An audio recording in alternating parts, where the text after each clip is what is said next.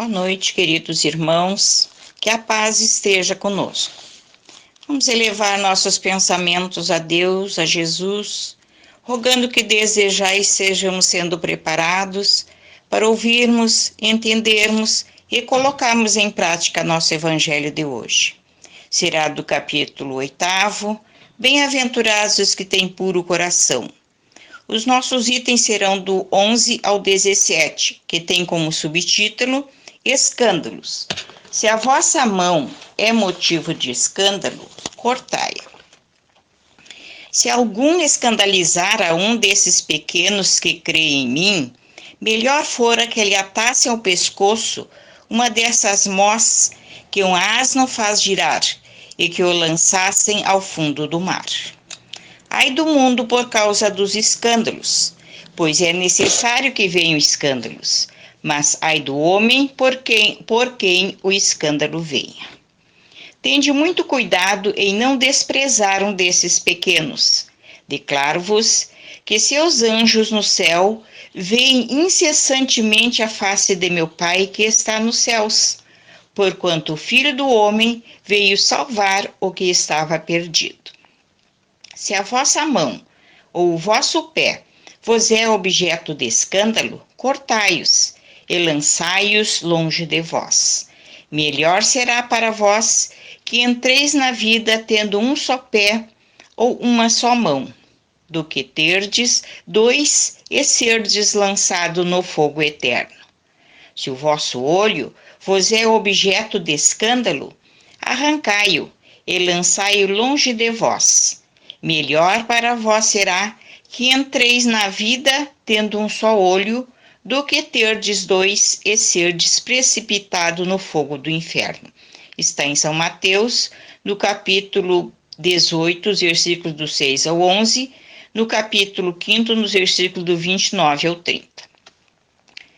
No sentido vulgar, escândalo se diz de toda ação de modo ostensivo que vá de encontro à moral ou ao decoro. O escândalo não está na ação em si mesma, mas na repercussão que possa ter. A palavra escândalo implica sempre a ideia de um certo arruído. Muitas pessoas se contentam com evitar o escândalo, porque este lhes faria sofrer o orgulho, lhes acarretaria perda de consideração da parte dos homens. Desde que as suas torpezas fiquem ignoradas, é quanto basta para que se lhes conserve em repouso a consciência. São, ao dizer de Jesus, sepulcros branqueados por fora, mas cheios por dentro de podridões, vasos limpos no exterior e sujos no interior. No sentido evangélico, a acepção da palavra escândalo, tão a miúde empregada, é muito mais geral porque em certos casos não se lhe apreende o significado. Já não é somente o que afeta a consciência de outrem, é tudo o que resulta dos vícios e das imperfeições humanas, toda a reação má de um indivíduo para outro, com ou sem repercussão. O escândalo, nesse caso, é o resultado afetivo do mal moral. É preciso que haja escândalo no mundo, disse Jesus, porque imperfeitos são na terra. Os homens se mostram propensos a praticar o mal, e porque árvores más só maus frutos dão. Deve-se, pois, entender por essas palavras que o mal é uma consequência da imperfeição dos homens, e não que haja para estes a obrigação de praticá-lo. É necessário que o escândalo venha, porque, estando em expiação na terra, os homens se punem a si mesmos, pelo contato de seus vícios, cujas primeiras vítimas são eles próprios, e cujos inconvenientes acabam por compreender. Quando estiverem cansados de sofrer devido ao mal, procurarão o remédio no bem. A reação desses vícios serve, pois, ao mesmo tempo, de castigo para uns e de provas para outros. É assim que do mal tira Deus o bem, e que os próprios homens utilizam as coisas más ou as escórias. Sendo assim, dirão, o mal é necessário e durará sempre, porquanto se desaparecesse, Deus se veria privado de um poderoso meio de corrigir os culpados. Logo, é inútil cuidar de melhorar os homens. Deixando, porém, de haver culpados, também desnecessários se tomariam quaisquer castigos. Suponhamos que a humanidade se transforme e passe a ser constituída de homens de bem. Nenhum pensará em fazer mal ao próximo. A todos serão ditosos por serem bons. Tal a condição dos mundos elevados, donde já o mal foi banido. Tal virá a ser a da terra, quando houver progredido bastante. Mas ao mesmo tempo que alguns mundos se adiantam, outros se formam, povoados de espíritos primitivos, e que, além disso, servem de habitação, de exílio e de estância expiatória a espíritos imperfeitos, rebeldes, obstinados no mal, expulsos de mundos que se tornaram felizes.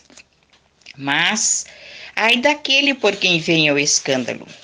Quer dizer que o mal sendo sempre o mal, aquele que é seu grado servir de instrumento à justiça divina, aqueles cujos maus instintos foram utilizados, nem por isso deixou de praticar o mal e de merecer punição. Assim é, por exemplo, que um filho ingrato é uma punição ou uma prova para o pai que sofre com isso, porque esse pai talvez tenha sido também um mau filho, que fez sofrer seu pai. Passa ele pela pena de talhão. Mas essa circunstância não pode servir de escusa ao filho, que a seu turno terá que ser castigado em seus próprios filhos ou de outra maneira. Se vossa mão é causa de escândalo, cortai-a. Figura enérgica essa, que seria absurda se tomada ao pé da letra, e que apenas significa que cada um deve destruir em si toda a causa de escândalo, isto é, do mal, arrancar do coração todo sentimento impuro e toda tendência viciosa. Quer dizer também que para o homem mais vale ter cortado uma das mãos antes que servir essa mão de instrumento para uma ação má. Ficar privado da vista antes que lhe servirem os olhos para conceber maus pensamentos. Jesus nada disse de absurdo. Para quem quer apreenda o sentido alegórico e profundo de suas palavras. Muitas coisas, entretanto, não podem ser compreendidas sem a chave para que as decifrar o Espiritismo faculta. Como ouvimos, irmãos, são figuras enérgicas que devem ser bem analisadas hoje com o conhecimento que já possuímos. Primeiro, escândalo significa que Jesus se referia a tudo que leva o homem à queda. Isto é, o mau exemplo, as más ações, os abusos, todo tipo de abuso, até o de poder, tudo o que praticamos em prejuízo de outrem. Uma segunda análise que podemos fazer hoje, com o conhecimento que já temos, é de que adianta mutilarmos nosso corpo físico, se quem nos governa é nosso corpo espiritual, pois nele estão gravados todos os nossos feitos bons ou menos bons de várias encarnações. Mas nós vimos para este mundo foi porque nos foi concedida uma nova oportunidade para que possamos sanar ou diminuir essas falhas. Então, nós vamos mortificar as nossas tendências menos boas. Nós vamos vencer são os nossos ímpetos alimentados pelo nosso orgulho, pelo nosso egoísmo, que nós já trazemos conosco de outras encarnações. Mas nós viemos foi para vencer a todos eles, para vencer a nós mesmos. Nós estamos neste mundo para evoluirmos pelo amor, pela caridade, bendizendo sempre a vida que temos. Irmãos, vamos aproveitar estes momentos para agradecermos a proteção divina recebida todos os dias. Vamos mentalizar nossas águas, que sejam colocados nelas remédios que estamos necessitando para nosso equilíbrio físico e espiritual. Vamos pedir pelo nosso planeta que fluidos salutares sejam derramados sobre ele. E vamos agradecer a todos os irmãos que estiveram conosco, os encarnados, os desencarnados. Vamos agradecer a Deus por mais esta oportunidade que estamos tendo de ouvir o Evangelho. Vamos agradecer por esse dia, por essa vida, pelos conhecimentos que nós estamos adquirindo para a nossa melhora espiritual, para a nossa evolução espiritual. Graça nós te damos, ó Pai. Que assim seja. Boa noite a todos.